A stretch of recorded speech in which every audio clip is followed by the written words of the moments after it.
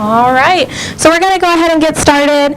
Good morning, everyone. Thanks for coming out. It's great to see such a big crowd. My name is Ryan Klein. I'm an Environment and Development Planner here at the Council of Governments. Good morning, welcome. My name is David Kerr. I'm the Fire Marshal for Plano, but more importantly, I'm the Chair of the Regional Code Coordinating Committee here at North Texas Council of Governments, a volunteer organization you'll hear more about this morning. But before we get started this morning, we have a very special guest with us along with his staff. The Executive Director, Mr. Mike Eastland, is with us this morning. Been a strong supporter of this group and this organization forever. And so I'd like to welcome him this morning. And Mr. Eastland, would you like to say a few words before we get started, and then we'll let you get on your way. Well, thank you, David. I did want to come down this morning with David's announced retirement and tell him how much we at the Council of Governments appreciate the leadership that he has provided to the Regional Codes Coordinating Committee. It is a very, very important committee. It is one of our oldest committees. It was recognized back in the late 60s that it really made sense for our cities to have codes that were at least pretty similar to one another. It was later recognized by the development community that, hey, this makes a whole lot of sense and it's good business for us. It kept cities on an even playing field from the standpoint of you can come to our city and do whatever you want to, and you go over here, you have to drive nails in with the head facing out, and it was really to bring about safety and convenience for everyone. So the work that you do and are hopefully going to continue to do or begin doing is working as a group.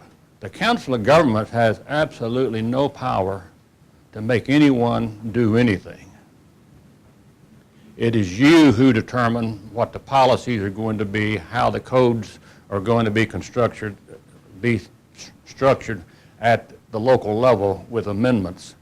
And so for that, you, as I say, have a very, very important job, and we appreciate the assistance that you give us. I want to tell you, we got a great staff. They care. They're committed to doing a good job. They're committed to supporting you. So I've got to go to a police academy graduation, or I would stay just a little while longer. But David, again, thank you so very much. We hope that we're going to see you in the future. We know you're going to be working part-time for some of the smaller cities up in Collin County area, helping them get established with the fire prevention programs, and I think that's wonderful. So while you're not traveling, you can still put in a little bit of work and feel good about yourself. Thank you, sir. Yeah, thank you, Mr. Eastland. Thank you. Yeah. So, as Mr. Eastland just said a moment ago, this is the oldest committee the COG has. Started in 1967. You can see from the slides around the room. You can see up there. And really, the standardization. And what really makes it accepted is the fact that we have a partnership with the building community. So we have, this is not just an advisory board of just city officials. It's open to the industry as well. So we get to hear, we get to partner back and forth. It's a great partnership between the building community and the governing bodies out there. And again, we want safer building and safer systems out there. Like Mr. Eastland was saying, what we want them to do is we don't want them fighting over codes. If you're trying to lure somebody to your city and I'm trying to lure them to my city, we don't want them to lessen the code to get them to come here. Let them do financial incentives or something else. But it needs to be where we go, it's going to be a safe community when we're traveling throughout this region out there. Reduce cost is what we're trying to do there, and then, of course, the uniformity. Thanks for that overview, David. So the mission of our Regional Building Codes program, historically, as David just went over, has been to promote the standardization of building codes and produce those regional amendments. So we've expanded that focus to focus on industry-wide issues. So now you'll see that our building codes program does a lot of other initiatives, such as the electronic plan submittal review process that we've been analyzing, I think just in the past year. So we've really focused on expanding that mission to focus on the industry as a whole, and in addition to recommending the latest in building codes and producing those regional amendments. So as a part of that, and kind of telling us at COG and the committee as a whole, kind of what we need to be doing, how our codes are being used, we do the annual code adoption survey. So this is, as the name suggests, conducted every year, usually in January of that new year. So our next one will be in January of 2019. But we'll focus on the 2018 one. So we had 61 unique respondents at the last code adoption survey. And so this survey can vary year to year based on kind of what the regional codes program is focusing on and what the committee would like us to ask questions for. So this year we asked questions regarding electronic plan submittal and review throughout our region. So this allows us to get some really good information so we know and the committee knows what we can offer the North Central Texas municipalities, industry, whoever needs any sort of uniformity. The survey helps us determine y'all's needs. So for example, one of our consistent questions is, does your city utilize our regional code amendments? And for 2018, there was 83% of the respondents do utilize our amendments. So as you can see, they're pretty widely used in our region, and we're really glad to be able to offer this program. So when we're looking at the advisory boards out there, these are the major boards that we have out there. You know, you see that building has a pretty heavy load with the building and residential both. Have a pretty heavy load there. Fire advisory board, plumbing and mechanical, energy green, and electrical. So those are the major categories that we study out there. Now, as Mr. Eastland said earlier, COG is a quasi-government. They can't force us to do anything. So we're a recommending body. So the code book itself, as most of you know, that it's a national standard. Well, all parts of the country aren't the same. We have regional differences, regional things that are a little bit different from city to city, town to town, state to state. So the code is allowed to be amended. So what we're trying to do here is we try to look at those regional amendments and say, how can we make those as much the same? Again, still keeping some uniqueness, but also where can we come together? And so that way we can say, okay, our amendment process then is vetted through our public and governmental partnership that we have out there. And then moving forward, we take those really, really good ones, if you will, the ones that we've worked with for maybe a couple of cycles, and we try to move those forward to the national level. That's how national code changes are made. Anybody can make a request to change a code. Anybody can send that in. But if it's just me from Plano, Texas, it's like, well, maybe. But if you stand up there and say, this code amendment is coming forward at the national level from the North Texas Council of Governments, representing 16 counties, over 7 million people, over 200 major cities, that has a lot more impact, a lot more power when you're going before a board to try to change something at a national level out there. So again, and then also it's important to note that when COG puts forward the recommended code amendments, you don't have to take it, it's not an all or nothing. We encourage you to take all of them, but you may go, I just can't, this one, I really probably can't get to this one right now. Then take all the others and you can leave, it's like a cafeteria approach. You can do a la carte on this thing. So just remember that when you see that packet come out, read through it, but also know that you can either take it all or you can take pieces of it. So again, these are the code books that we have out there. We just talked about that a moment ago. But the important thing is that these are looked at on a 3-year cycle. That means the codes are a little behind the times. You go, what? Wait a minute, we just got the 18 codes just now coming out. That was written about 2 years ago. You had to put proposals in early. We're putting proposals in now for the 2021 code. So if you miss a cycle, you go, well, we're just going to do every other cycle. We're just going to do every 6 years. You're really 10 years behind the technology of the day.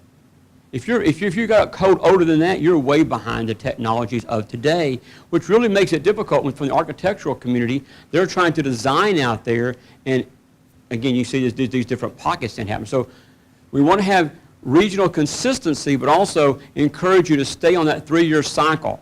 And you go, well, that's pretty expensive buying those code books. They're really relatively inexpensive when you compare to the gains that you will get in having a better product out there and a lot of savings that are available as the codes are changing out there from a technology standpoint. So we have done that. Now, the thing to remember, it's a little bit different on the electric code. The electric code is not written by ICC. It is the code that's written by the National Fire Protection Association, the National Electric Code. So it's off cycle from the ICC. So you will see us recommend, for example, the 2018, we're recommending the ICC sections, but not the electrical code. It will come out as that code comes forward. So again, it's the only one that's a little bit out of sync on there. So, you know, the review this year went with the, again, the 18, we had the International Building Code, Energy Code, Existing Building Code, International Fire Code, Fuel Gas Code, Plumbing Code, Residential Swimming Pool and Spa Code, you may not know that's out there, the International Urban, Wildland Urban Interface, which is a pretty hot topic right now if you've been watching the problems out in California. Again, you know, fuels are changing. The environment's changing. We're getting a little more of a challenge there. And then, of course, the International Mechanical Code. So these are all the different codes that we look at. Some of them are nested underneath one of those. Again, those 5 major categories we talked about a moment ago. Some of those have more than one code stuck in with them. Thanks for that overview, David. So after our advisory board committees review their code and put together their package of amendments, those go to our Regional Codes Coordinating Committee for approval. And once the RCCC approves them, they go to the NCTCOG Executive Board for support. So the Executive Board here at the Council of Governments supports all of our current activities and promoting building code uniformity in the North Central Texas region. And in September of 2018, the North Central Texas Council of Governments Executive Board endorsed the 2018 International Codes and the Regional Codes Coordinating Committee's recommended regional code amendments, as well as the International Wildland and Urban Interface Opinion Statement that the Fire Advisory Board developed this year. So the Executive Board recommends that all of the cities in North Central Texas adopt the 2018 international codes and the corresponding regional code amendments without local amendments, but we understand that as you go from municipality to municipality, sometimes that is not avoidable. But our Executive Board is very supportive of our initiatives here. And if you would like to see our resolution from the September 2018 Executive Board meeting, you can find it at the link below. All of our Executive Board meetings, meeting minutes, and resolutions are found at that link.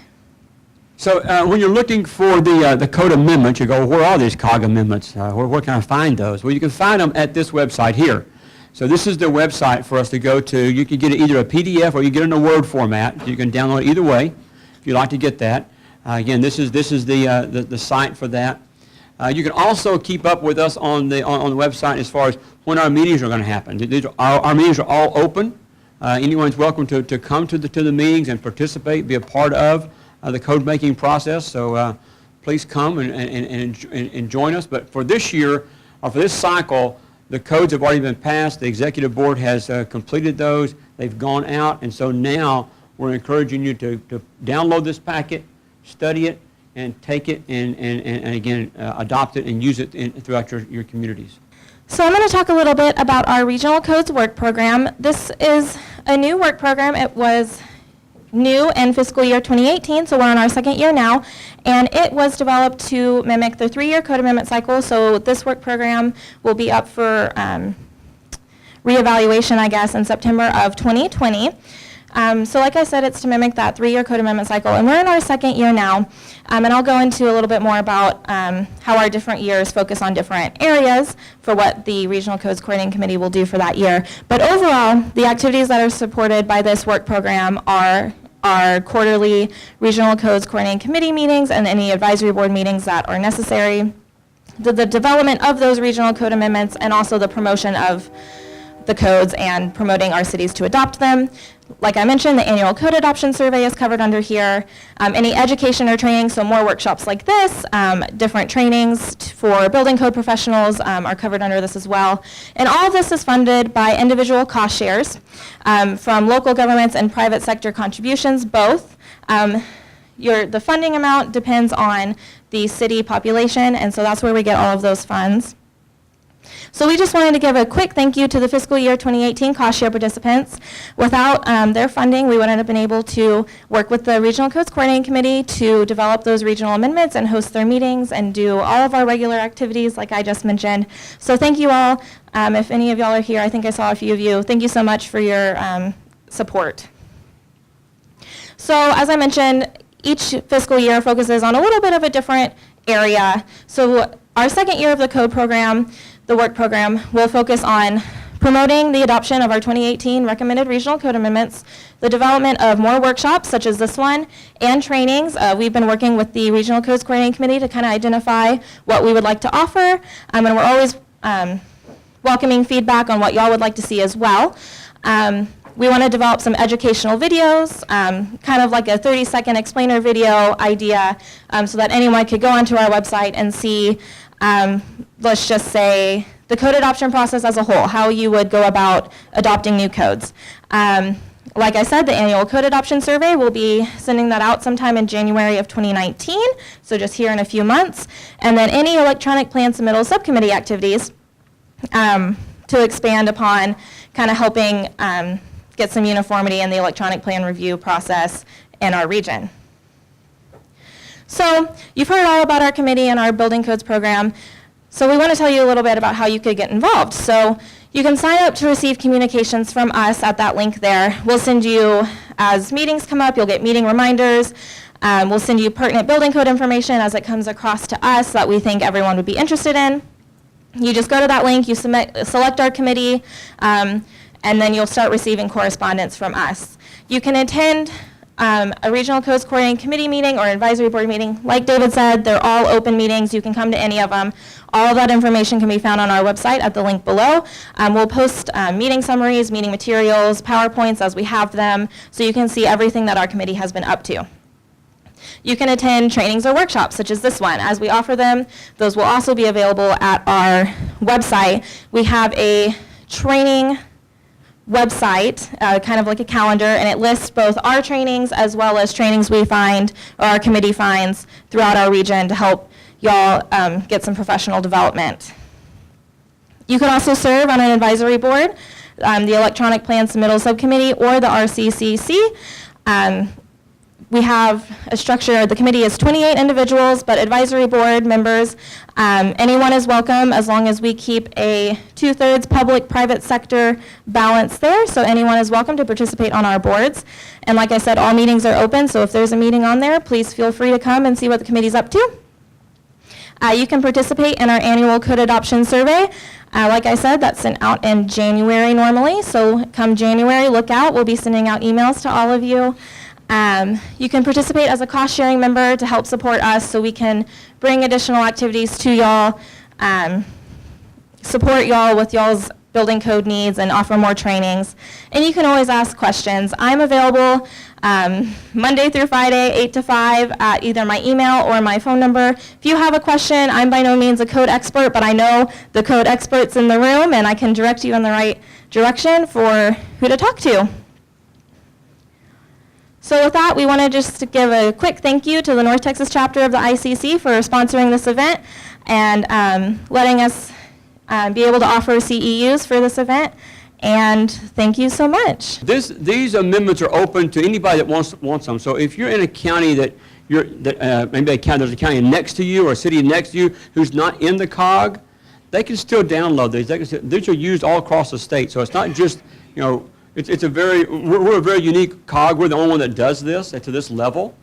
So others are using our stuff, and that's fine. It makes it a safer and better place out there. So again, if you have colleagues out there who are struggling and maybe need some help, they can download this stuff at any time that they like on that one.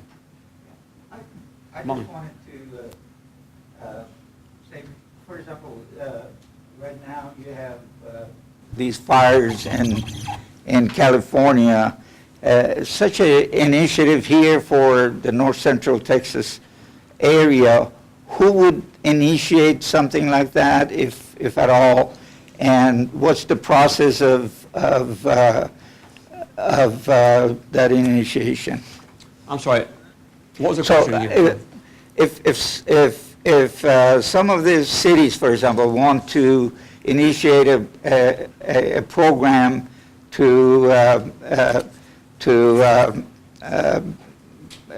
try to plan ahead for disasters like the fires in California, who would initiate that, and what entity would Yeah, so if you're looking for like wildfire management, something like that. Yes. That would be, you could contact the fire advisory board, and you can also look at the WUI code, which is the Wildland Urban Interface Code there. So we encourage you to take a look at that. And then at a local level, you'd have to have that discussion and adopt it at a local level. So that's a good question. But yes, if you're trying to plan ahead, that may be one if you've got an area that you have some development that's moving into a wildland area that was not been developed before, you're now going to have that urban interface problem that you may not have been there before. But as development begins to creep out, we may begin to experience some of that even in our own backyard here. We go, well, that's California.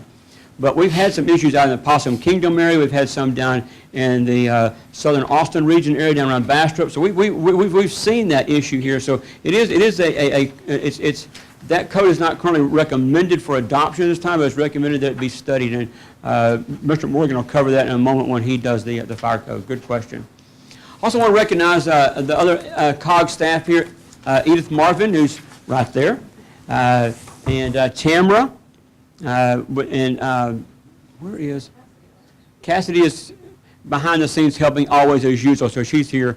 She may be out registration. But these four ladies do a fantastic job of keeping me on task. It takes four of them, so you can see what a problem I am. But these ladies do a great job of being support. We're all volunteers like you. We all have full-time jobs. We have things we're doing. We're busy going on. Behind the scenes, these ladies are working very hard, keeping us moving forward, helping us with the work plan, reminding us, oh, hey, don't forget this, don't forget that, keeping us on track because we've got to get these things done in a timely manner so you'll have them to take before your council in a timely manner. So again, I just want to thank the staff for all the hard work they do each and every day.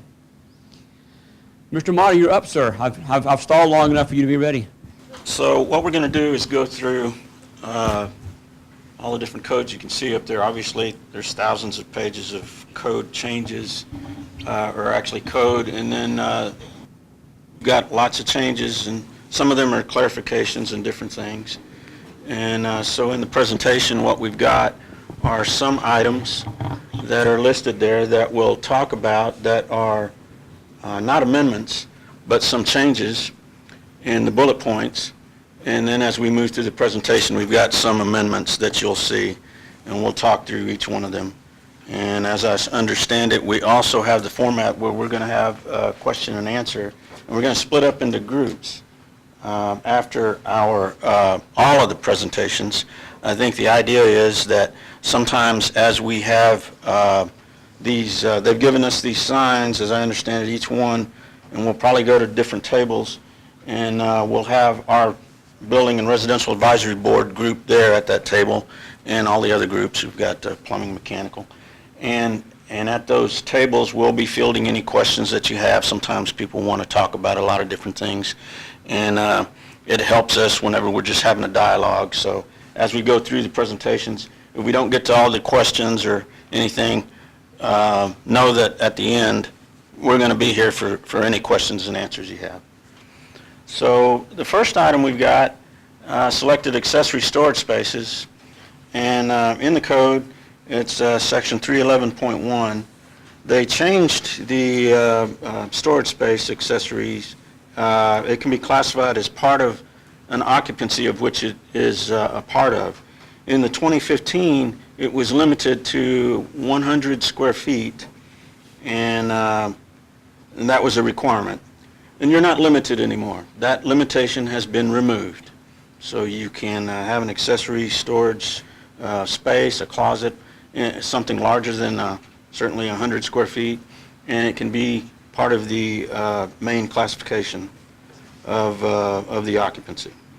One of the next items is code section that introduces medical gas systems. Medical gas is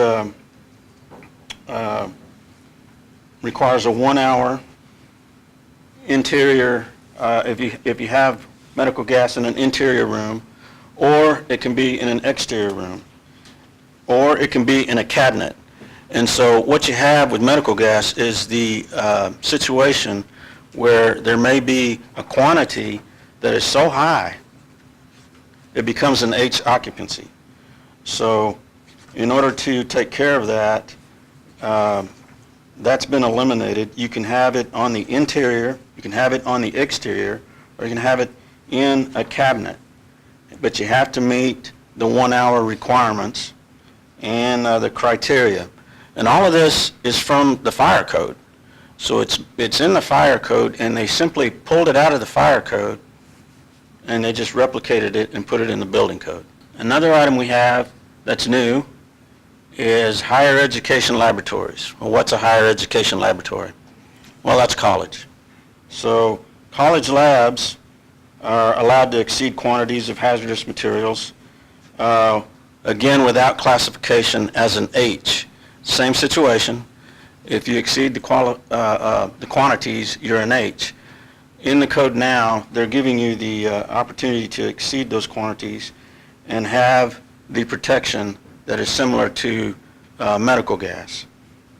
And so that's in Chapter 4. And they allow you to construct what is called a laboratory suite. They call them laboratory suites. Construction is 1 hour, or it could be 2 hour, a fire barrier. You've also got horizontal assemblies, which is your floors. There's a table that outlines the quantities and the hourly ratings for the labs and what's required. So that's all new, and it's higher education laboratories, it's colleges. And one of the main reasons that's come out is because their colleges are not all on the first floor, and your laboratory may not be on the first floor. It could be in a high-rise, could be higher floors. So there's a laboratory suite that's been constructed as an item that you can build walls around. And depending on the type of construction, it's either a 1 or a 2 hour fire barrier. The next bullet point we have is firewalls, creating separate buildings, and it's to help you with the type of construction and basic allowable building area and height. You're able to create compartments in the IBC, and now it's considered a separate building, which has limits on height, stories, and area for each building rather than the whole structure. Usually you're looking at it as an entire structure, the entire building. But now with the firewalls, you can create separate compartments, and each one can be considered a separate building. And that line item only has a couple of changes in the code, and I think the wording is simply for the purposes of determining an area, and then it goes on. So it's just a clarification, but it's a big clarification. The next item we've got is elevator hoistway door open into a fire-resistant rated corridor. It has to be protected, and that is actually in 1020.1.1, and it's also in 3006.2.1. And this is something that I recall because we were always calling it, and it's simply smoke protection of the door of an elevator.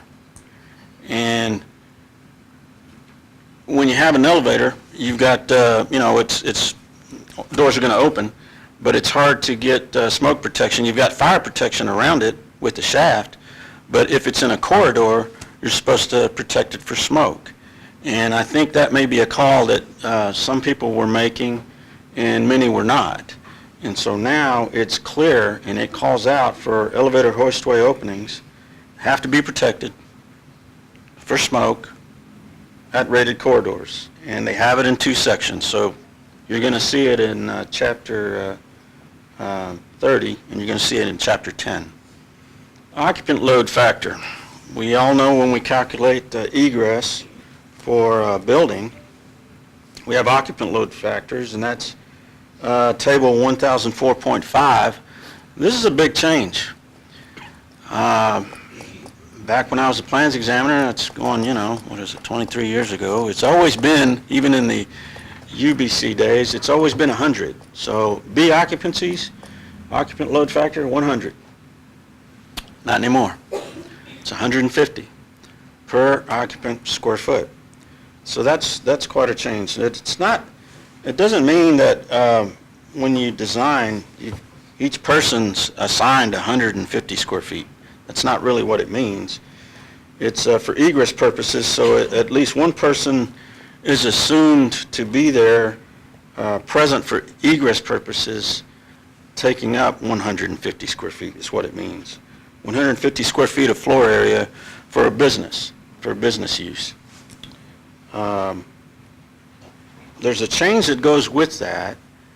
That's section 1004.5. The change is 1004.8, which expands on a B occupancy. And what that is concentrated use. You've got business call centers, you got trading floors, you got similar uses that they come out with now. And so that expands for higher density. So the higher density is going to be something that the building official can approve with an occupant load that can change. So you still have some flexibility there. But it moves in that section to 50 square feet of occupiable floor space. So 1004.8 is something you'll really want to check out because it changes what we do with B occupancies. First thing's 150 square feet, and then it changes again in 1004.8 to 50 square feet for certain uses that are of higher density. We've never had that before. It was always just 100. So that's quite a change. And this is something that put in there because we had solid sawn lumber, headers and girders, several charts in there, exterior bearing walls. It used to be number 1. We looked at number 1, southern pine, and that's what we had. Now it is moved to number 2. You can go grade 2. I don't know that I'm seeing a lot of grade 1 anything out there anymore. We don't grow trees as old as we used to anymore or keep them there. We're getting number 2 grade and sometime number 3 grade. So the charts have adjusted for that. And so we have an entire new chart that has number 2 grade. And that's for southern pine.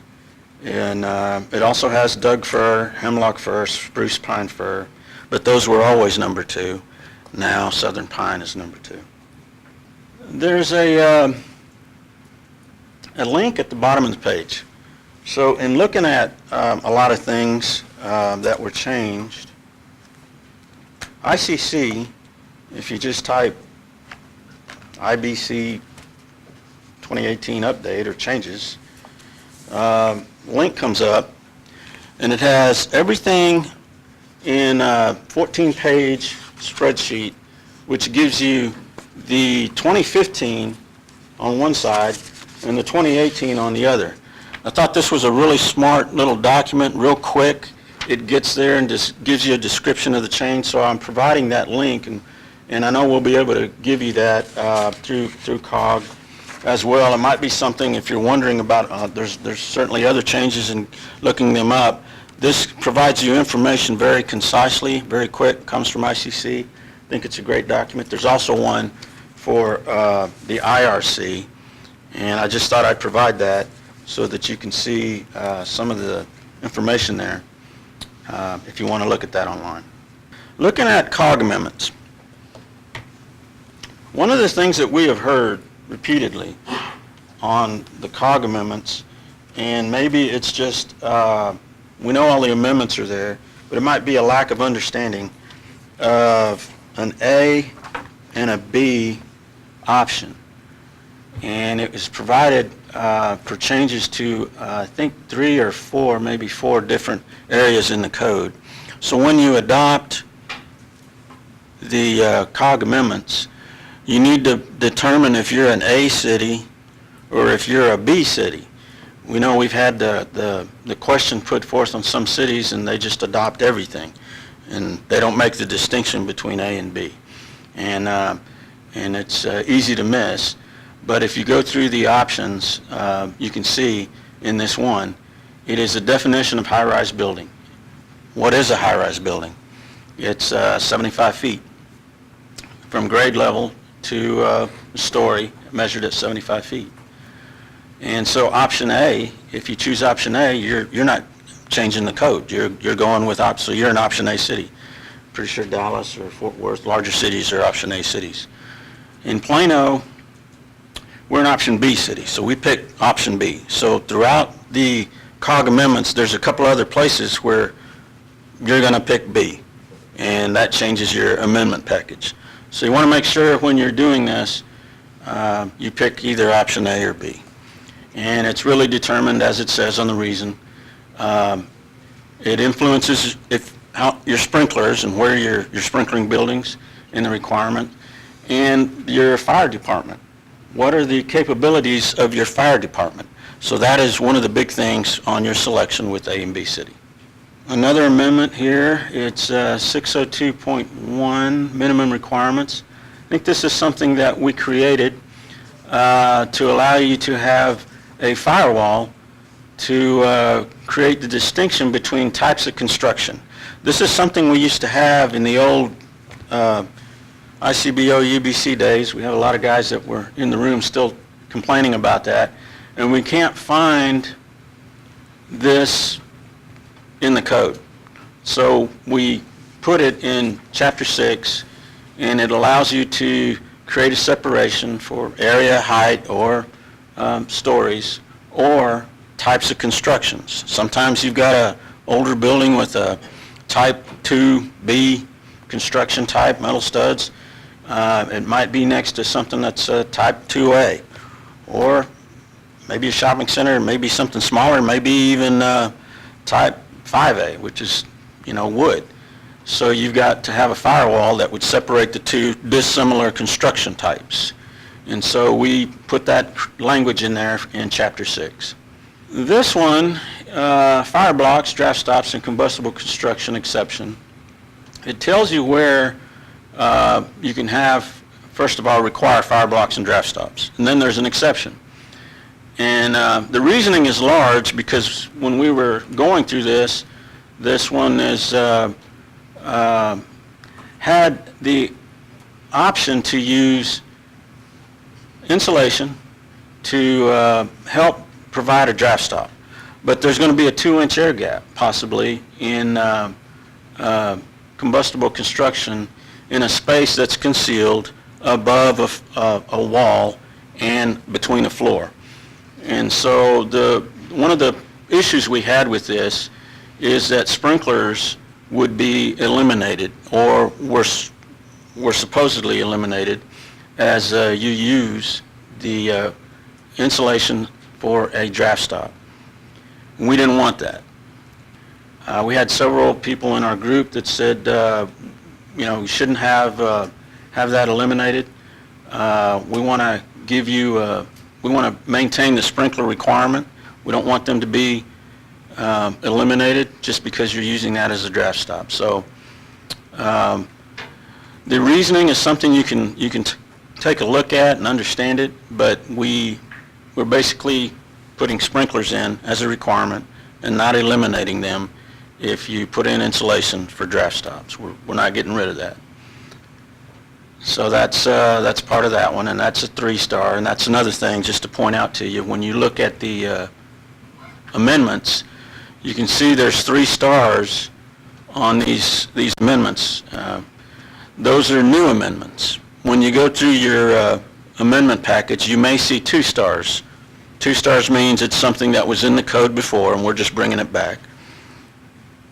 I'm not doing any 2 stars because some of them are probably several years old. This is draft stopping in floors, and then the next section is draft stopping in attics. This is exactly the same thing we just talked about in 708.4.2 in combustible construction, in concealed construction. So you need sprinklers basically in the same place. So it ties into this amendment. So being consistent, we have the same language in combustible construction, sprinkler protections provided in the floor space, in draft stopping in floors, and in attics, sprinkler protection required in attic spaces. Okay, so we're getting to what we talked about a while ago with option A or option B cities. Here's an option A. Again, this one is 2-star, but I think it's important to talk about. So just letting you know that if you're an option A city, you're going to have located at 55 feet, and this is underlined there, penthouses, compliance with section 15 in IBC. And then there's an exception for sprinklers, basically is what it's talking about, open buildings at 55 feet or more in height, an exception for open parking garages, and then occupancies in group F2 is eliminated as an exception.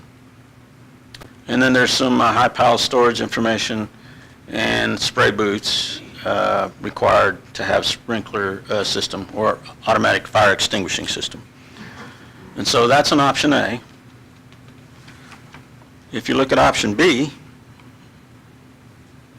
it's the same amendment, but it's changed.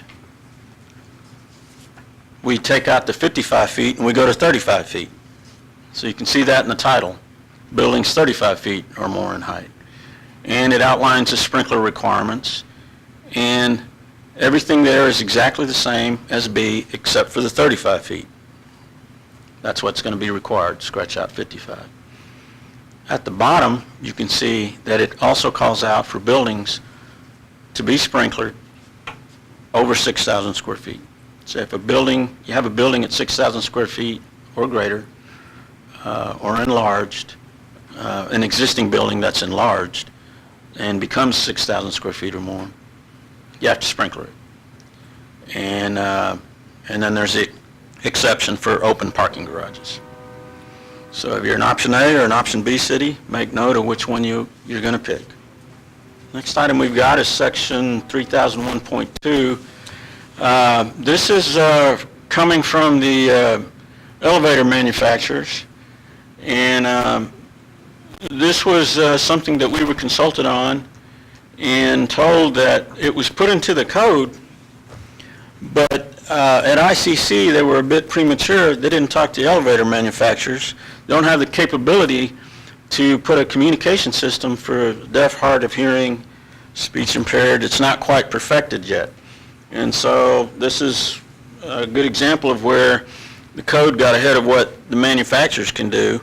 And so where's our elevator manufacturer's representative? I thought we had, there you are. Any comment here you want to make on this one? Sir? I think I can talk loud enough.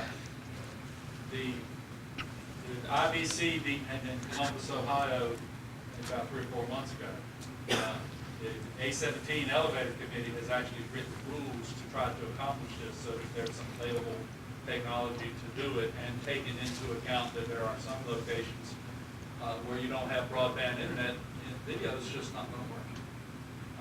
So that language is in a draft form. If it appears, it should be in the 2019, and might not make it until the 2022 elevator code. And in the meantime, some third-party suppliers are trying to come up with ways to accomplish the two-way video portion of that, but using any landlines or any stuff like that, it doesn't work very well. All the major manufacturers have telephone call centers, some of them located in India and Germany and other places. You push the button, it goes across the Atlantic Ocean or the Pacific, somebody answers it. And trying to do that two-way video from there to Plano, Texas is not impossible, but it's difficult. So it's still going to be a few years, I think, before anything happens. But the IBC recognized that they needed to let the people who were going to have to provide it come up with the rules for it and how to make it work. So. Appreciate that. And of course, it wouldn't be that it's difficult to get it to Plano, Texas. It would be difficult to get to any of your cities, not just Plano, Texas, right? Yeah. That was the first one that came to my mind. It's okay. It's okay. Hey, I'm sensitive. Here we go. All right. Next item is hoistway enclosure protection. And so on that one, it's exceptions, which give us the requirements that, anything in an atrium, hoistway enclosure protection exception, and also parking garages. Well, enclosed parking garages serving only the parking garage wouldn't need a hoistway enclosure protection. And again, those are exceptions that we've got in the code. Machine rooms. So we've got some exceptions for machine rooms, and a fire rating for the enclosures being allowed to be omitted, as the exceptions are outlined there for control rooms, machinery rooms, control spaces, and again, the same thing if it is a machine room or a control room or machinery space in an enclosed parking garage. Here comes that option A and option B stuff again. So again, hoistway protection required. Revised there, you've got your 75 feet at or above grade is the line item there for an option A. Option B, we changed it as 75 to 55. So again, 55's consistent. So if you're an option B city, you're at 55 feet. That's the building code. We're going to move to the residential code. And what we got is an item which calls out for double walls, 2 one-hour wall assemblies, 2 separate fire-resistant rated walls, or a common wall. You always had the common wall in there for townhouses, and technically I guess you could say we had 2 one-hour walls. The way you read the code, it can be interpreted that way as well. But the language actually says now double walls, 2 one-hour wall assemblies. And they have to be in accordance with, this is new, constructed in accordance with section 703.3 of the IBC. So the residential code is sending you back to the building code, which is new.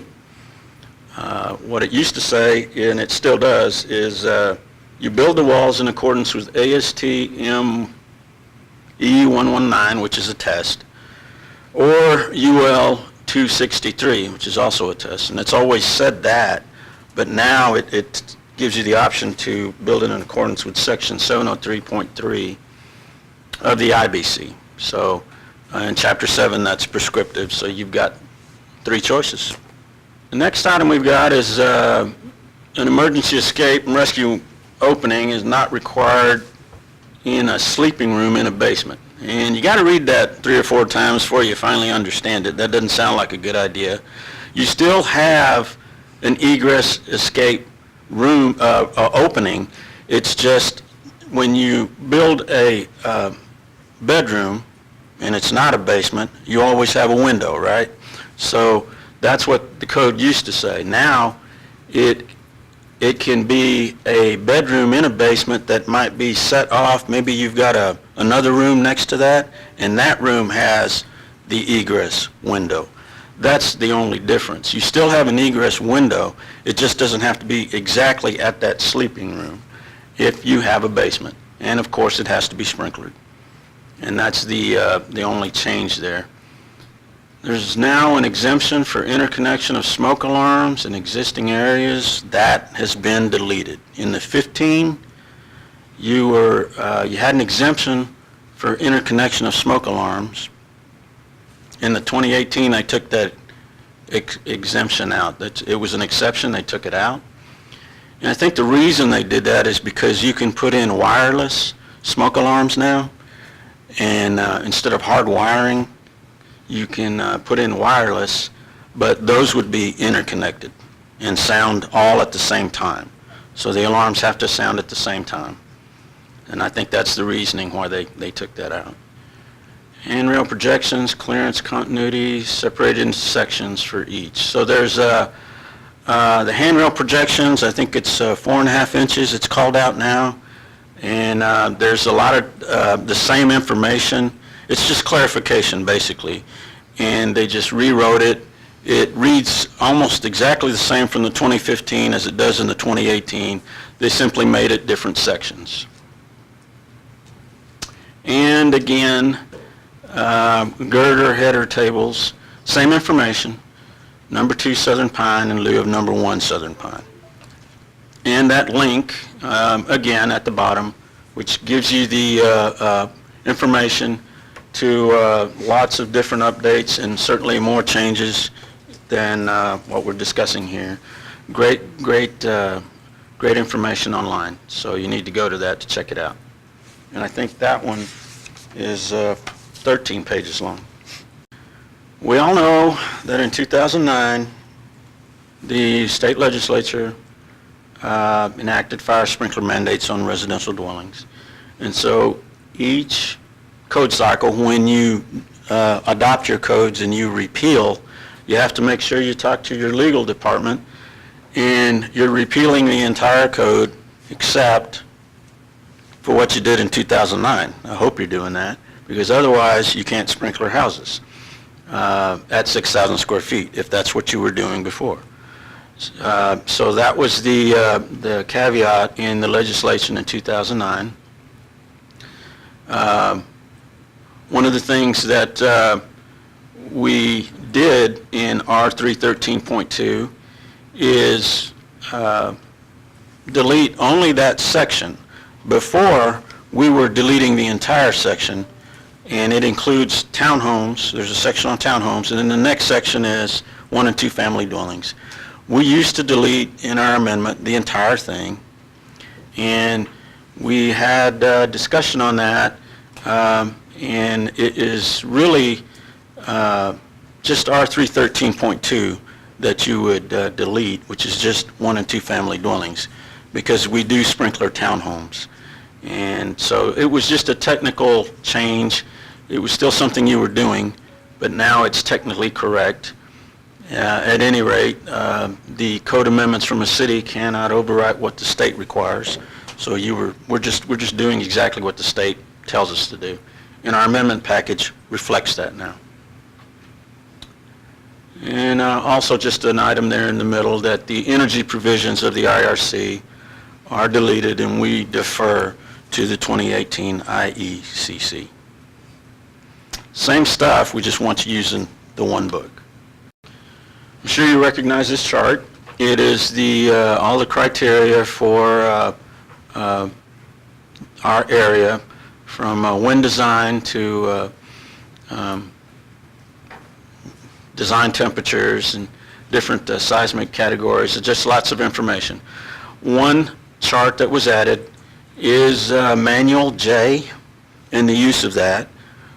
We decided to delete that as a design criteria because many cities rely on a third party for energy code enforcement, and so it wasn't necessary for us to have the Manual J design criteria.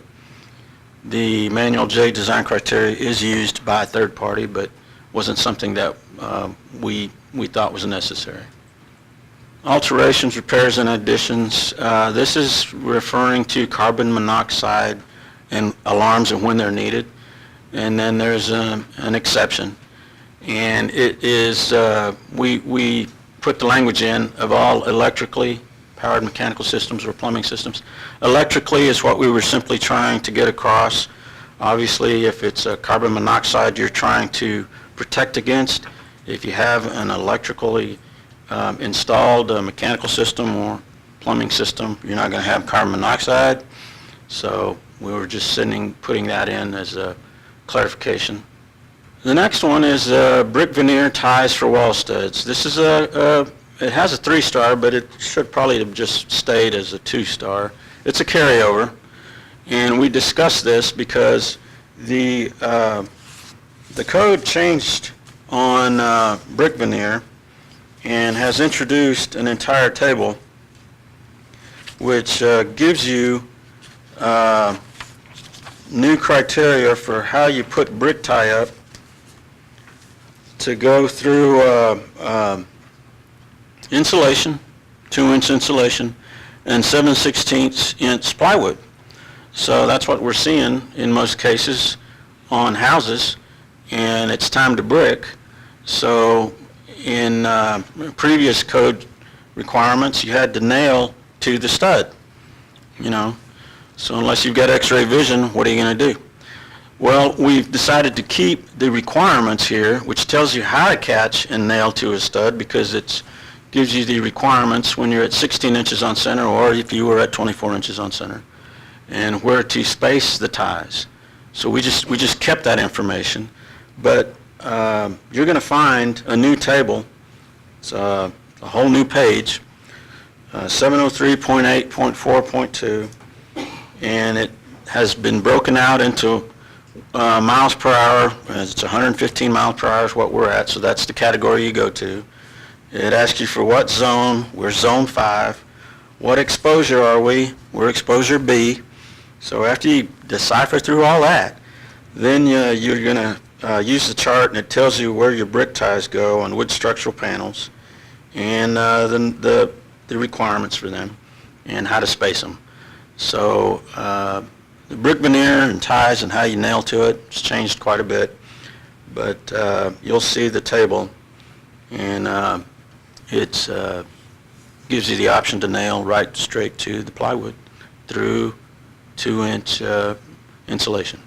So moving right along, we've got International Existing Building Code, and I don't have anyone from my group here on the existing building code, so let's quickly go through some of the items here. Basically, the first 2 bullet points are rearranging, relocating sections and information. You can read there what it is, chapter 4, 5, 6, and 13. Relocating and reorganizing.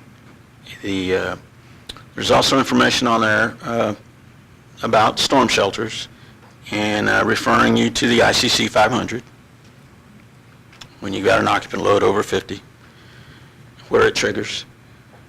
Carbon monoxide provisions in level 2 for I occupancies or R occupancies. And then in level 1, emergency escape and rescue opening provisions and what's required there. Here are amendments which we have to the existing building code, and it's simply changing or putting that a building structure, existing building or existing structure, would be recognized under the code edition, 2 published code editions before the adopted building code edition you have now, which is what the both definitions state. And the next one is compliance with other codes. It's basically telling you to evaluate your property in accordance with the International Fire Code. And then the International Property Maintenance Code should be crossed out. That's a typo there.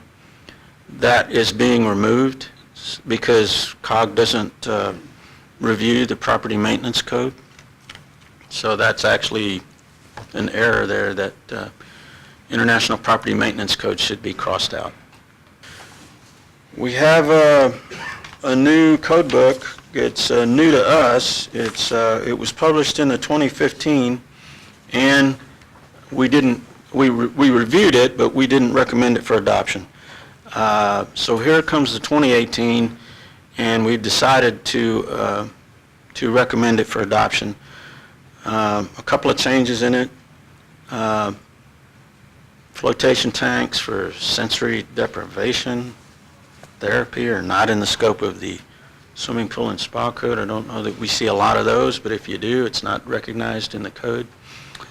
Lockable safety covers on spas and hot tubs are recognized for meeting barrier requirements.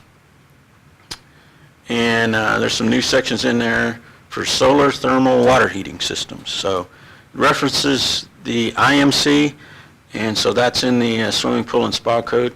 It has a lot of other information in our amendments, which are items that we take from the health.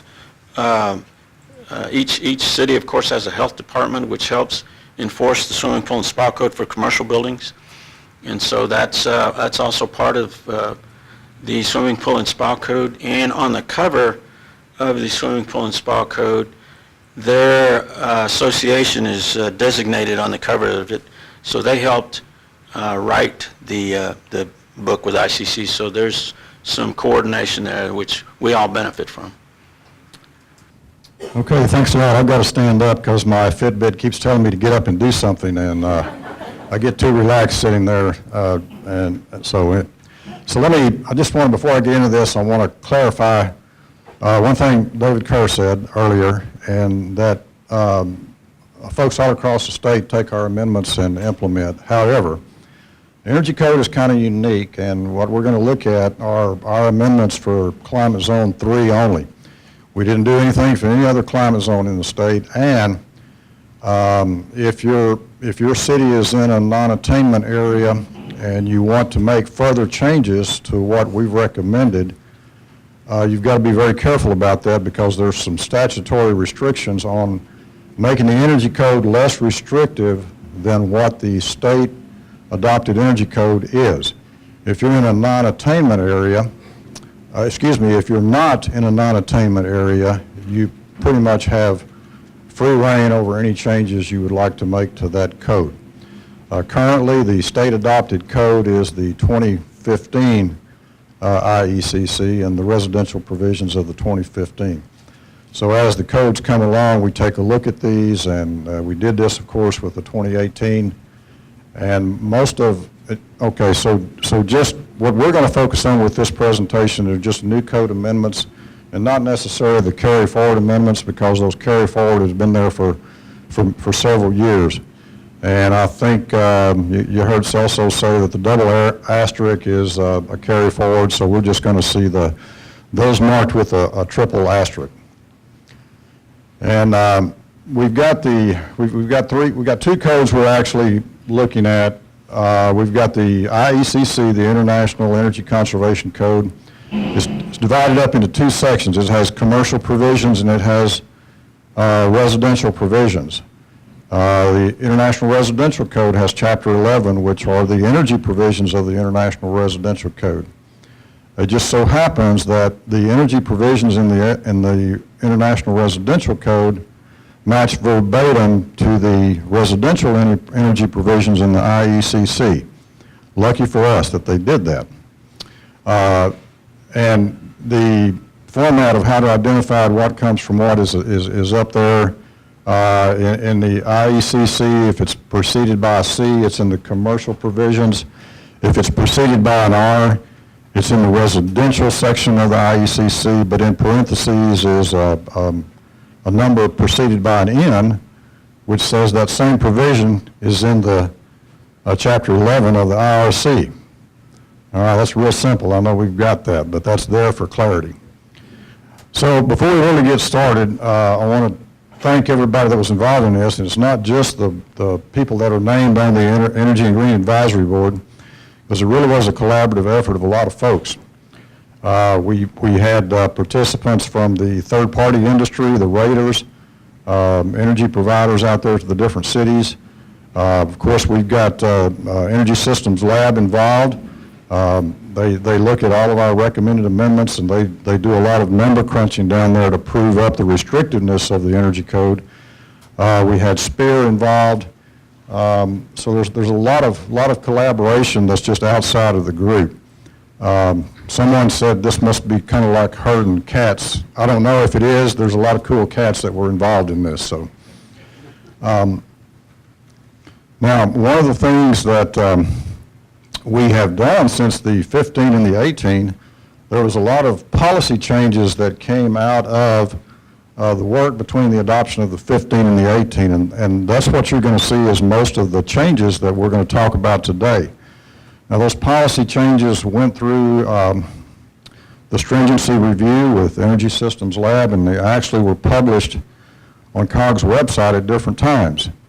And cities had the ability to recognize those changes if they wanted to take those policy changes and recognize those, or they had the option to not, because of course they weren't codified.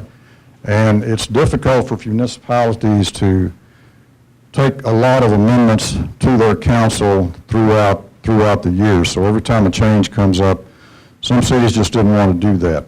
So it was really up to the city whether they recognize those policy changes or not. So what we've got carried forward here is we're recommending adoption of all those policy changes that we went through from the 2015 to the 2018. Oh, I forgot to mention the home builders. The home builders and apartment builders were also very much involved in looking at our changes that we developed through the 15 and the 18.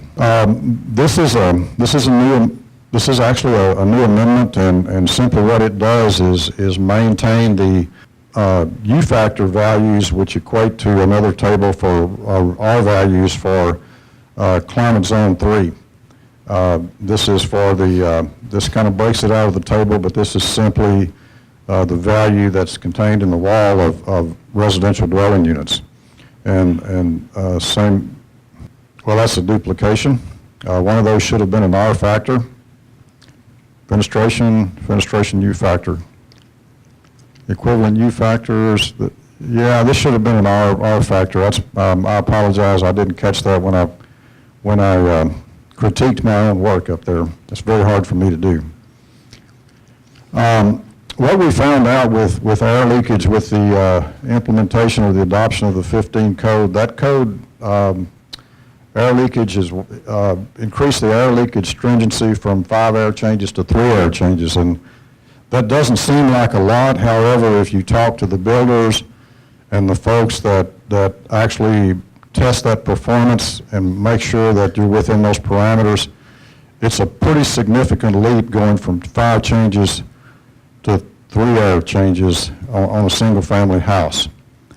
And so we had a section that had a testing option where we could meet a maximum of 4 air changes with one of 2 options, and they're generally prescriptive approaches. And in our multifamily provisions, we did the same thing with air leakage. We went through how to test for air leakage in multifamilies. If you think about having to, on a multifamily project where you've got a lot of dwelling units in that multifamily project, the cost, labor-intensive cost of going in and testing each one of those dwelling units for air leakage. We came up with sampling protocol, and which we'll see in a minute, but also we came up with protocol on how to test interior units versus how to test exterior units and compensate for those common areas between those interior units. And here's the sampling I was talking about that we kind of looked at what Austin and San Antonio did. Unfortunately, it looks like they were ahead of the DFW area in this respect. So what we did is look at what they had, and we went through that and tweaked it just a little bit. But since apartments are usually built by common trade people, you're going to see the same types of mistakes, if you will, or the same type of approaches involved in each building. And so there is some sampling protocol out there. If you sample and you pass, you're good. If you sample, you fail, you still have to sample and keep digging further in that. But when you're dealing with several hundred dwelling units, this actually makes sense and minimizes some of those costs of that project, which are deemed just not necessary. So not only do we sample, not only do we test for air changes, but there's another performance test in the code that requires in residential dwelling units to test the duct system for leakage. It's a duct blaster test. And so we've done the same thing with regard to sampling that we did with the dwelling units on the thermal barrier. We did the same thing with the duct systems. So we can actually go in and sample test the duct systems. So for the residential provisions, we just maintain for the lighting, for the residential lighting, it's a mandatory requirement. We simply went back and maintained those provisions that are in the 2015 code to carry that forward. So that's really no change in the industry, but it would have been a increased stringency if we did not amend that section. On performance approaches, performance approach on a code, there's actually, to meet energy code, you have a prescriptive approach where if you do this, this, and this, you meet the code. Performance approach says if your energy that you use on your constructed design is equal to or less than a standard design, then you meet the energy code. It's all about energy usage and how much energy this dwelling unit will use. So we came up with an approach that allows, again, some relaxation of that 3 air changes to go to 4 air changes, as long as we have that test on the end of it that says the energy that's going to be used in that proposed design is equal to or less than that standard reference design. So that's a big help to the industry, both in single-family and in multifamily homes. On our commercial code, we had a section in there that wanted to look at voltage drop in feeders in the energy code.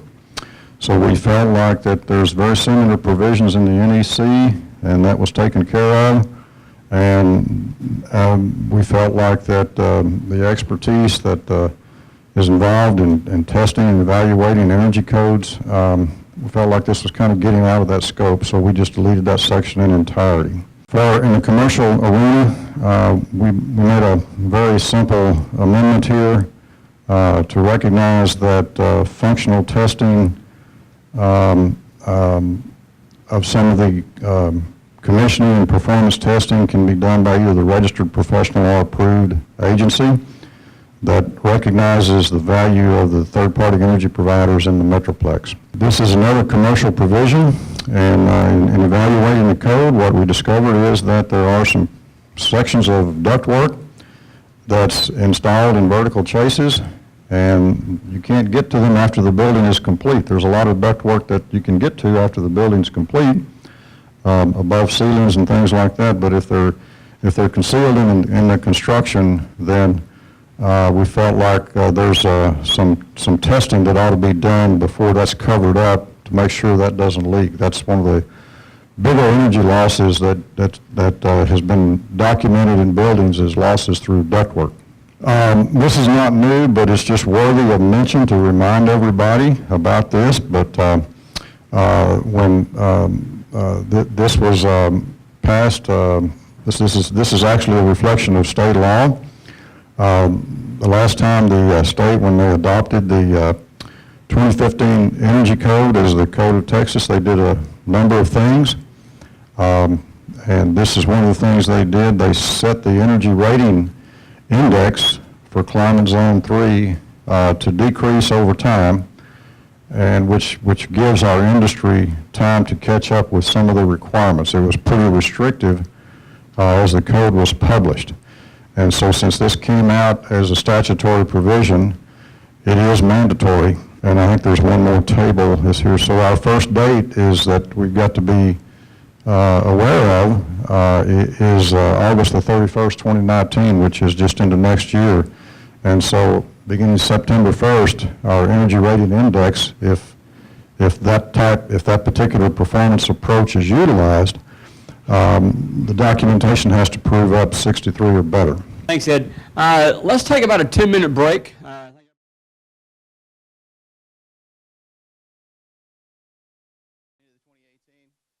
also address some of the published changes that were lengthily debated at our fire advisory board meetings. Change of occupancy was one of the first ones, so it's a little more specificity as to the change of occupancy with an occupancy group, such that if there is a change that would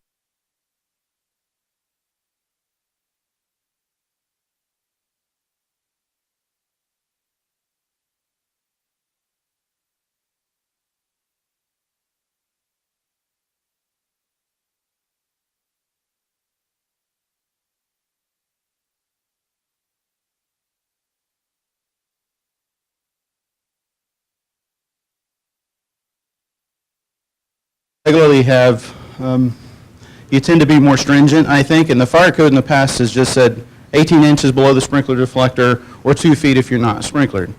So NFPA 13 has historically said you can have storage against the wall up to the ceiling, it's not a problem. similar to a built-in cabinet or a regular cabinet. So the fire code now specifically addresses that issue to say, yes, you can have storage up to the ceiling against the wall. There's exceptions to every rule, of course. If you have a fire alarm device there, obviously you can't obstruct it. If you have a sprinkler directly above it, you can't go above the 18 inches. If your high pile storage hazmat, doesn't apply. This is outdoor pallet storage. Huge, sweeping change. Very difficult to enforce. Good luck. It's going to be a nightmare. It's a good thing in that we don't have exterior pallet storage right next to the building anymore. That's a common problem. It has been for many years. You do have a setback now, at least. So part of the problem is you can have a setback up to 150 feet from a building, but only 10 feet from a lot line that's capable of being built upon. So if someone builds a building there, now you got to push 150 feet from the lot line as well as the building. You're going to have a lot of existing businesses. They're going to have a huge problem complying with this, and it's going to be an enforcement nightmare for you. So if you have businesses with exterior pallet storage, I would take a very close look at this requirement and make sure you're going to be able to actually enforce it and not put someone out of business, because that's the potential. I know our pallet storage warehouses in Fort Worth, there is no way that we could possibly enforce this and not put them out of business. So I want to make sure you're aware of that, because we didn't amend it, it's published. This is the way it is in the code, and there's no amendment to it, at least not yet. It's an introduction of the requirement to the code, and whenever there's a new introduction of a requirement to the code, it's usually fraught with problems, and the next edition that comes out will be a lot of changes to it, and there are in the 2021. It changed it significantly. Mobile food trucks are now specifically addressed in the published code. We had an amendment previously that's gone. Because it's specifically addressed now, there's a permit requiring operational permits for mobile food trucks. Type 1 hood extinguishing system if you're producing grease-laden vapors. So it's a mobile food preparation vehicle, i.e. you have to be cooking for this to apply. So you have propane limits, 200 pounds. That's a tremendous amount of propane. I don't think we have any that come close to that. But you do have to protect the propane containers and the piping. That didn't exist before. That's a big improvement, I think. Propane is really the big problem. I'm not sure how, can we make that link work? We're live out here at 3rd and Wyoming, and we are on video right now of this lunch truck, this food truck that exploded into flames. I'm talking to witnesses who said that about 5:30 today in Feltonville, they heard a loud boom, and they saw a woman who was badly burned sitting outside the truck. So this is what happened right here. So there was a propane leak that resulted in that. So you can see that is the big concern with mobile food trucks. So that's it. The rest of it's boring. I'll take it back down. So that's a guy coming in with a fire extinguisher. He's a little behind the fact there that what happened, but anyway. So the two occupants of the truck, third-degree burns over most of their body. 2 weeks later, they passed away. So very significant Preliminarily, issue. they're saying it was a propane tank that exploded. Right there. Perfect. Okay. So propane's the big enemy as far as mobile food trucks. That's the significant issue. Emergency responder radio coverage systems. This is very new to the codes. A lot of folks didn't start doing this until the 2015 edition. 2018 edition still has it. It's a little more evolved. Just like I said, new requirements in the code. The next edition hopefully gets cleaned up. There's a lot more specificity as to the intelligibility of the system. In other words, the ability to understand what's being said over the radio in the 2018. It's much more specific and much more technical as far as that goes. But the requirement's still in there, as well as it's got to be monitored by a fire alarm system that didn't exist before. So this is not specific to gensets. It's fuel tanks inside buildings, but primarily involves fuel tanks for gensets. We had an amendment previously in Chapter 57. We've moved that back to Chapter 6, where it was originally intended to be, because they added some changes for interior fuel tanks to allow specific kinds of tanks. So it specifically says you can have a UL 142, but it doesn't say double wall. So it could be a single wall, 1,320 gallon container inside a building. We wanted that to be double wall in all cases. I don't see gensets with fuel tanks that aren't double wall. I don't know of anybody that even does that. So the vast majority are already compliant anyway. The code just replicates that now. So we have an amendment in the 2021. It's going to state that. So each year we try to take at least a handful of our amendments to the international codes that we feel have a good chance of being adopted and make sense at the international level, and this was one of those. 807, so Chapter 8 is very confusing, a lot of fire testing.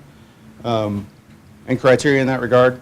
So in the 2015, there was a sweeping change, but when you look at the justification for the change, it said it was just a reorganization and no significant change to the code.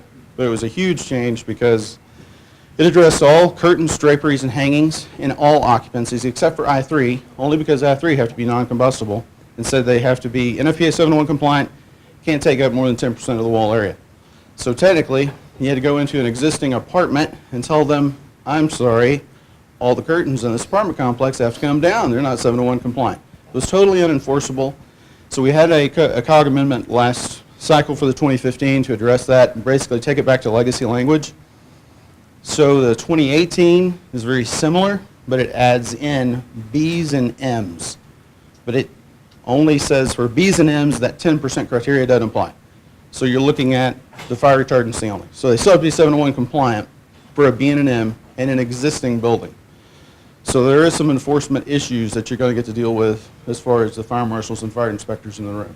So COG had an amendment previously, and again, this is ones that we took to the International Code Body. It did get adopted into the code. So basically it says if you have existing occupant use hose lines, not 2.5-inch standpipe hose valves for use by the fire department, the old 1.5-inch, in your existing buildings, you have the authority to allow them to be removed if the occupants aren't trained to use them. You don't have a lot of fire brigades anymore, especially in this region, to where they're actually trained to use them. So the vast majority are getting removed, rightfully so, because they're not maintaining them anyway. But it doesn't, again, apply to your fire department hose valves or hose lines. The Group B requirements have changed in the 2018 to be a little more stringent, which I think was more than justified. 12,000 square feet was always too big, in my opinion. So it's any E that's on a level other than level as you discharge or an occupant load more than 300, which is going to come pretty quick. Oh yeah, so the 2015 changed the language on standpipes to not say all stairways, but just interior stairways. So technically, you can build a fairly large, tall, multi-story building with just exterior stairways and have no standpipe whatsoever. That's ridiculous.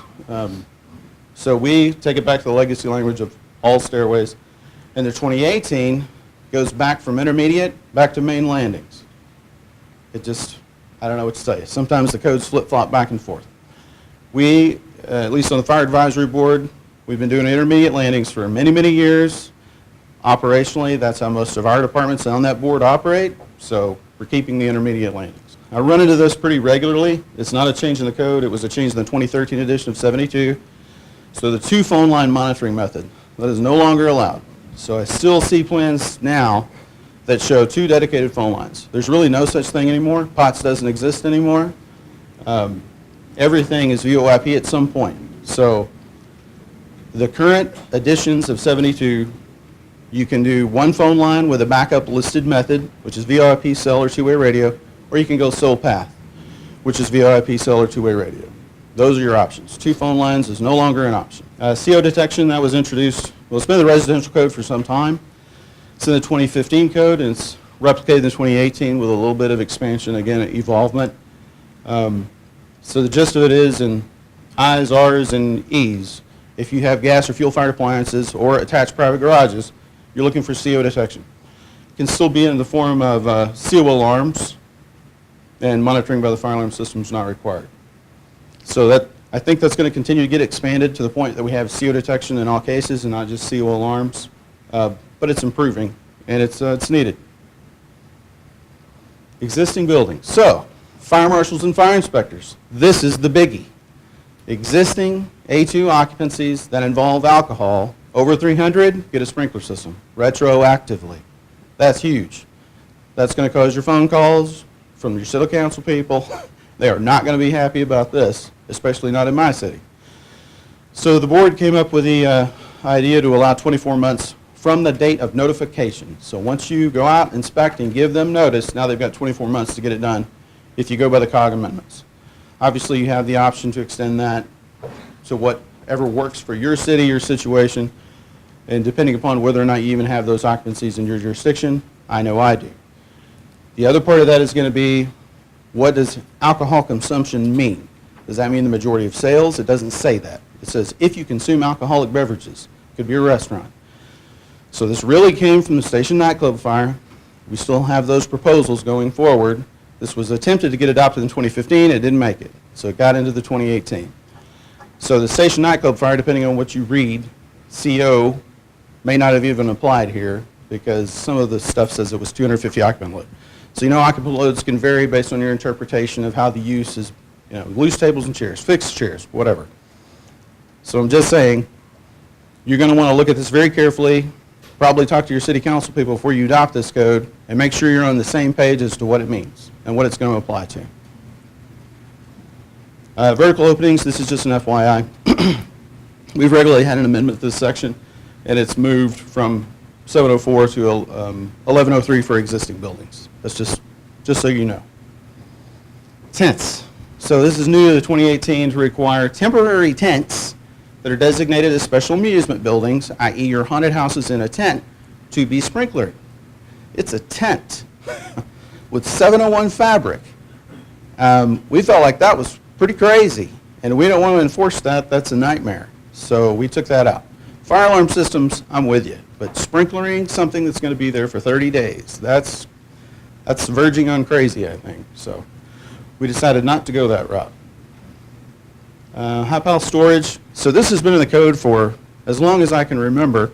If you're high hazard, you're over 500,000 square feet, you have a 2-hour firewall. Passive protection, so if everything goes, you're not going to lose more than 500,000 square feet. The justification for taking that out of the 2018 was, what's the difference between 1 million square feet and 500,000 square feet? Well, it's 500,000 square feet. That's huge. So basically, we're just trying to limit our maximum fire loss, if you want to talk about factory mutual criteria. That's where it comes from. So we're just keeping that legacy language for high hazard commodities only.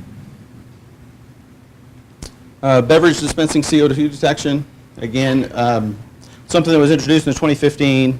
It's evolved to some degree at least, with a little more specificity in the 2018. There's a link there, but I don't want, it takes forever. It's the Phoenix Fire Department's experience with CO2. Basements was the big issue. CO2 is heavier than air, and it can kill you. It's oxygen displacer. It's not a good thing. Very significant issue. It's only applicable to CO2 insulated containers of 100 pounds or more. So it's a fairly large container of CO2 with a potential for a lot of cubic foot of CO2 to be emitted. So the requirement, in my opinion, is more than justified. You're talking about a few $100s for this detection system. The 2018 gives you a little more criteria in that there's a low-level alarm at a normally occupied location, whereas before you just had a local alarm at the device. That's it. So now there's a little more in the way of reporting to someone to make sure they're aware, but it's only while they're occupied. And then you have a high-level alarm that's actually shutting off. So that's just an FYI. And there are two sections of the code now. One is, it's confusing language, but there's the insulated CO2 containers for beverage dispensing. There's a CO2 enrichment system. So you have to go look at the definition to see what that really means. So that's really about something that's introduced in the environment for plant growth in your greenhouses and things like that. It has nothing to do with beverage dispensing whatsoever. And the requirements are drastically different. On-demand mobile fueling. So I don't know if you have this in your jurisdiction. For years and years and years, we did not allow mobile fueling of Class 1 fuels. Well, that's gone. So the 2018, and a lot of that's my fault because they came to Fort Worth and I said, well, you know, if you got this in the codes, it'd be a lot easier for you to do it. Well, they did it. So they went to the international codes and got it put into the 2018, but it's pretty wheels off. You can do it almost anywhere as long as you meet the setback requirements, which is, I think, 25 foot from a public street. So if you have a big enough driveway, you can do it at houses. There's nothing in the 2018 that says you can't do it. So we have this amendment. So this, for the most part, comes from Fort Worth. This is what we do. So our intention is to not allow it in places where the public is normally present. So it's mainly intended for locations that want to offer this service to their employees. That's kind of how it was sold by Booster specifically. They were the primary proponents in California and here. And I won't say, I mean, as far as their operations, they're very safe. I mean, I've seen them do it. They've done it multiple times. We've gone out and, I won't say caught them, monitored them doing it. And they comply with the code. They're doing a good job. Our big concern was putting all these fuel trucks out there on the road and putting them in locations where the public normally does not expect a fueling hazardous operation to be occurring. like in the grocery store or mall parking lot, where mom and baby are pulling out, not paying attention, and run into a fuel truck. That's a little concerning to me. So that was one of the main reasons for the amendment in that regard. Hopefully so. Thank you for your time. We're going to discuss some of the changes in the amendments to the IMC, the IPC, and the International Gas Code, as well as the IRC as it pertains to plumbing and mechanical. In the International Mechanical Code, the main reason that we looked at these, and we looked at all of them as a word cleanup and a language cleanup, and tried to get rid of redundant words and redundant phrases. 102.8, the reference to NFPA 70 is now the NEC. In other words, we took them out so that it all mirrors all the other codes. And in 306.3, that's discussing large enough an opening in your attic walkway large enough to be able to remove the largest appliance. In other words, we didn't want you to put in a 24-inch scuttle hole when you had a 36-inch appliance up there, heating unit. So we wanted to make sure that that opening was large enough to allow the removal of the largest appliance or larger. So that pretty well looked at the major changes in the code, or rather in our amendments for that. We moved to the International Plumbing Code, and Section 305 was protection against contact. And this is contact with concrete to the plastics or to the piping material as it protrudes through the slab. The approved material and struck out plastic because there's a lot of other materials that's approved by the ASJ that's not just plastic in nature. In other words, you can have a different type of wrapping or a different type of material that insulates or isolates the piping between the concrete and the piping as it protrudes through the slab. And as we know, that has to be there because otherwise you'll set up a friction problem or a breakage problem. It has to be able to sleeve. In other words, this is talking about sleeving as it comes through the concrete. And again, the building official of that ASJ can allow other materials besides plastic, and he can list those out in his individual codes. 306.2.4, plastic sewer and DWV piping installations. We're trying to get this to where people understand how to properly bed and bury plastic pipe. We've had over the years numerous failures underneath slabs as well as out in the driveway areas and in the front yards where the bedding of the pipe and the backfilling of the pipe was not done properly, and we ended up with either bellies in the pipe or the pipe itself just fracturing and cracking. So we've taken up the ASTM method and actually put that within the body of the amendments. 504.6, this is the requirements for discharge piping. Change number 5 in the section to read approved location or to the outdoors. And this is for the T&P valves off your water heaters. And you noticed I didn't say hot water heaters. I don't think there is a hot water heater, is there? Could be, but usually there's not. That's usually a booster heater in your dishwasher. So we've actually said the approved location or to the outdoors. And that better defines where it actually can go out. Continuing on to 713.1, design of the drainage system. This is talking about the engineered drainage systems such as Solvent, Provent, and the Philadelphia single vent stack system. In other words, these all have to be engineered, and it has to be that it's signed off and approved by the engineer that designed the system, because the ASJ is not going to inspect that system because it does not meet his criteria. He has no way of knowing all the ins and outs of it. And each of those type systems has their own place, but you need to make sure that the engineer that designed it is actually signing off on that, and that you have a copy of that sign-off in your folder for that property, because sooner or later it's going to come up as to how that system was put in. Section 918.8, air admittance valves are the old, what we call Studer vents, where permitted. They shall be installed with prior approval of the building official because they're a mechanical device and they can fail. In other words, we don't mind you doing it and using them, and they're approved as a mechanism. However, the ASJ or your plumbing official must know, and he must approve the use of those at that specific location. We don't want a whole building operating on an air admittance valve.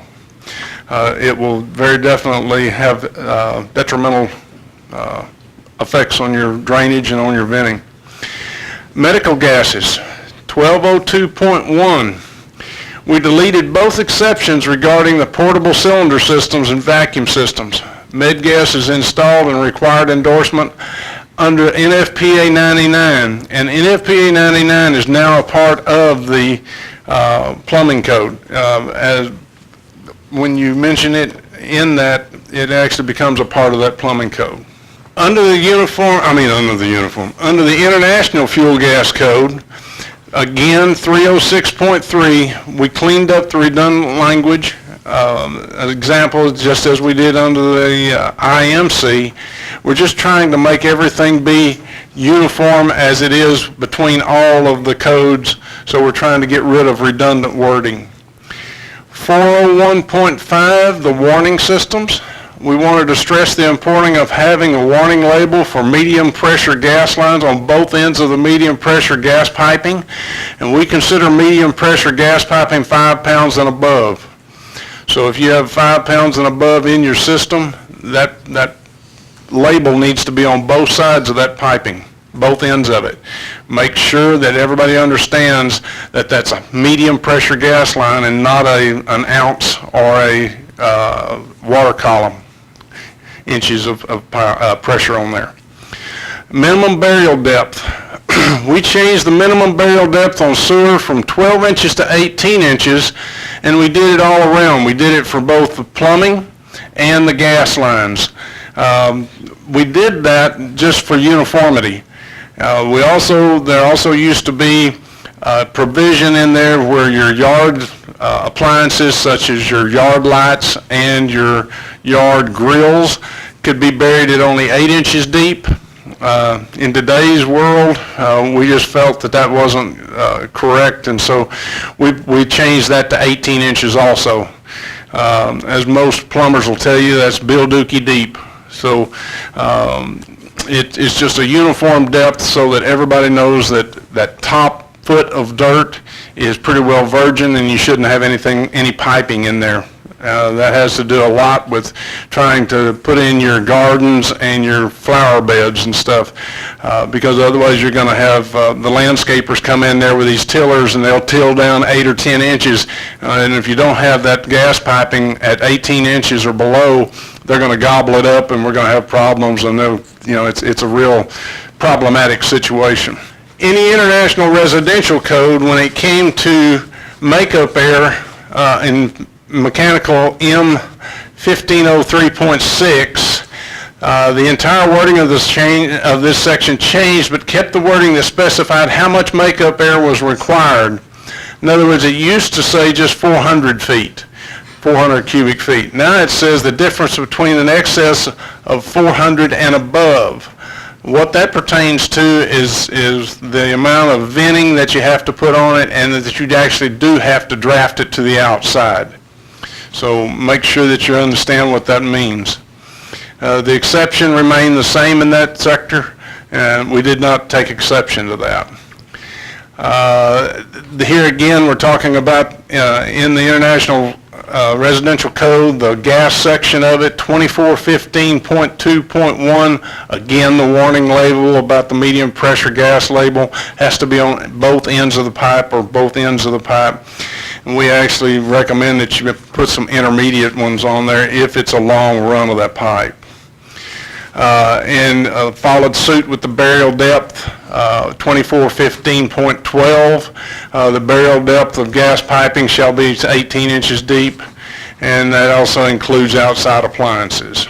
2603.3, Again, the protection against contact, this is where we added the approved material and just struck out plastic, because there are other approved materials that the building official may allow to use as a sleeving material around your piping as it goes through the concrete slab.